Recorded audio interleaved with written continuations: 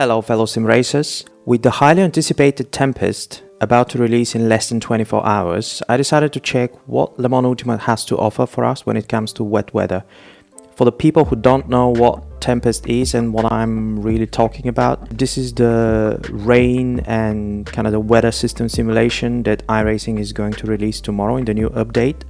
Obviously, this is something that we have been waiting for many years at this point, and I will do first impressions and a few videos just to check how that works. But in the meantime, I decided to see what Le Mans Ultimate has in store for us. I tried to do race against the AI, but oh my god, that didn't work. Nope.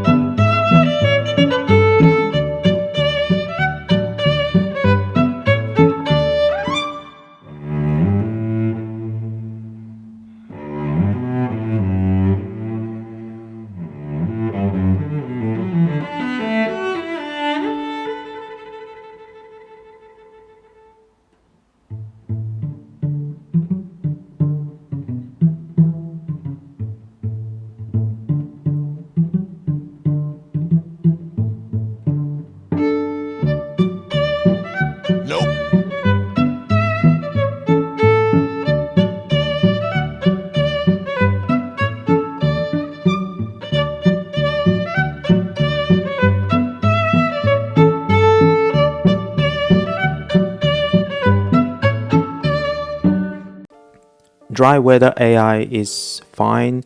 Wet weather at the moment is broken, so there is that. So with that in mind, then obviously I couldn't do a race, but I decided to do just a practice session. I've done a few cuts, so I'm actually driving close to other cars for you just to see how, the car behaves, how everything looks, how the spray looks and all those things. So a couple of things I just want to mention, and again, this is definitely not a review or anything like that, but just a couple of big items that stood up for me. Number one, they are not simulating kind of dry line and wet line. And what I mean by that is, obviously in dry conditions, the racing line is the fastest line, and this changes drastically when it comes to wet weather, because obviously on the racing line you have all the rubber. And so when the rain starts to fall, then that rubber obviously becomes really slippery. So rule of thumb is you don't really want to be braking on the racing line. So normal braking zones are obviously different because it's wet, but also the lines are different because you want to be braking a little bit off the racing line in order for you just to gain a bit more grip. From my testing, granted, it was a brief testing, but still, I tried it and I did not notice this to be simulated in Le Mans Ultimate. It doesn't really matter whether you brake on the racing line or off the racing line. It is the same end result. The bigger one, however, for me, and the bigger immersion braking thing for me, is actually the aquaplaning or the lack of such. So when you drive around on a racing track, and obviously when enough rain has fallen, then you have these wonderful looking puddles. You drive through them and nothing happens. Literally nothing happens. You don't feel anything in the wheel, the car does not get unsettled, and basically it's as if they're not there. I really hope Studio 397 address that sooner rather than later.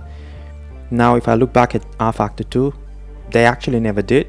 There is no aquaplaning in rFactor 2 even today, so I really hope that they will improve this in the new game. Overall, it looks good, but the simulation needs improving. As I said, the AI is broken, but I am sure that they will fix that over time. With that in mind, I'll shut up here and I'll let you enjoy a bit of wet footage in Bahrain, because why not? That's what sim racing is all about, right? So it never rains in Bahrain, but with the power of sim racing, let's enjoy some rain in Bahrain.